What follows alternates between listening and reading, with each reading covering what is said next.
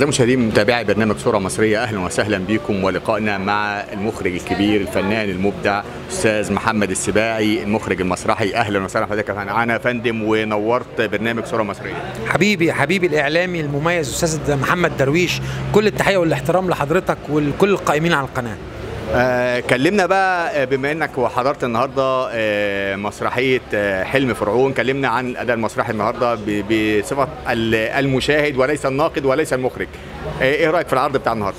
انا عايز اقول ان يعني العرض كان وحشني التمثيل قوي. بقالي فتره بخرج، بقالي فتره بدرب تمثيل، فالتمثيل نفسه كان وحشني. علاقتي بابراهيم الملكان طبعا علاقه في منتهى الجمال، واحنا اصحاب جدا والعلاقه بينا جميله.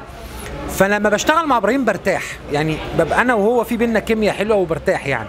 والتمثيل كان وحشني، اوقات كتير قوي التمثيل بيوحشك.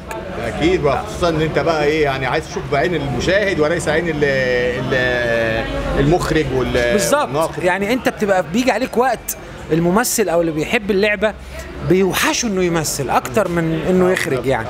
فكان وحشني جدا التمثيل، والدور كان حلو وكان مميز وكان مهم، وكان في مسج خطير قوي. فكره انك ما تسمحش للاخر انه يهد احلامك، ما تسمحش للاخر انه يمحي تاريخك ويمحي اصولك. لان كلنا عارفين ان كانوا هناك من يقول ان احنا اللي بنينا الاهرامات واحنا اللي عملنا ابو الهول واحنا وكان في صراع لانتساب الحضاره المصريه ليهم. ولكن الحضاره المصريه تتحدث عن نفسها انها حضاره مصريه خالصه 100%.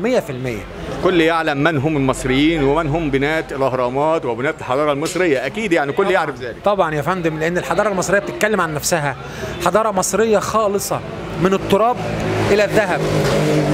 فاحنا هنا في صدد ان احنا بنقول مصر اقوى من انك تحاول تهد تاريخها، مصر اقوى من انك تحاول حتى تنسب تاريخ مصر ليك.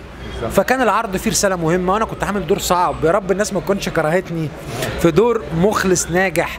هذا الشخص الانسان بروح الشيطان. كان رساله يعني كانت واصله فعلا، وصلت للقلب فعلا، هو ما صدر من القلب لا يصل الى القلب. دور مخلص ده كان دور خطير جدا، ده بيلعب على الفكر وبيلعب على العاطفه وبيلعب على على المشاعر، بيلعب على كل الاحاسيس بتاعت البني ادم عشان يوصل للي هو عايزه. بالظبط، رساله كنت عايز توصلها فعلا. نعم يا فندم. مخلص ناجح، هذا الشخص اللي بروح شيطان ممكن يكون حاجات كتير في حياتنا بتستغلنا، بتاخد عقلنا. مخلص ناجح ممكن يكون الانترنت، السوشيال ميديا، التيك توك، الفيسبوك، حاجات كتير قوي احنا بقينا شبه قاعدين ليها مخصوص وقتنا ودماغنا. فمخلص ناجح ممكن ما يكونش شخص، هو حالة لحاجات كتير جدا في حياتنا بتحاول انها تستقطبك فكريا عشان تبقى تحت طحها.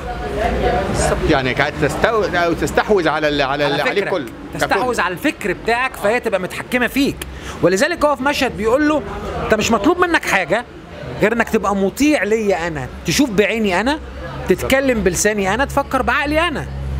فده المطلوب منك، انك تبقى مسخ منه، هو اللي بيحركك زي الماريونيت. والمصري ما ينفعش يتعامل معاه كده. بالظبط. احنا بنشكرك جزيلا وبنبارك لك على نجاح العرض بتاع النهارده، ومنتظرين منك برضه نشوف العروض بتاعتك والمسرحيات بتاعتك في القادم ان شاء الله. ان شاء الله قريبا عرض كبير جراند اسمه حواديتك يا اسكندريه، بيتكلم عن ثلاث قصص من تاريخ اسكندريه الحقيقيين. رايا وسكينه القصه الحقيقيه، ودي كانت هتبقى اول مره تتقدم القصه الحقيقيه. حميدو الفارس ده له قصه كبيره جدا. العظيم عبد الله النديم الشاعر والمناضل الكبير. هيبقوا 3 حواديت من تاريخ اسكندريه في عرض مسرحي واحد، فباذن الله هيبقى عرض يعجبكم يعني. ان شاء الله بنتمنى لك التوفيق، وبندعو الساده المشاهدين يشوفوا العرض بتاع المخرج الكبير محمد السباعي، وان شاء الله نحضر العرض ونبارك لك على نجاحه ان شاء الله باذن الله. حبيبي يا استاذ محمد، كل الشكر والتحيه لحضرتك وللقناه وللقائمين عليها طبعا. شكرا جزيلا استاذ محمد السباعي. ده كان لقاءنا مع الفنان والمخرج استاذ محمد السباعي، وبطل عرض النهارده حلم فرعون. وبنشكر الاستاذ ابراهيم المخرج الكبير مخرج عرض النهارده، وبنشكركم ولقاءات اخرى مع برنامجكم صورة مصرية.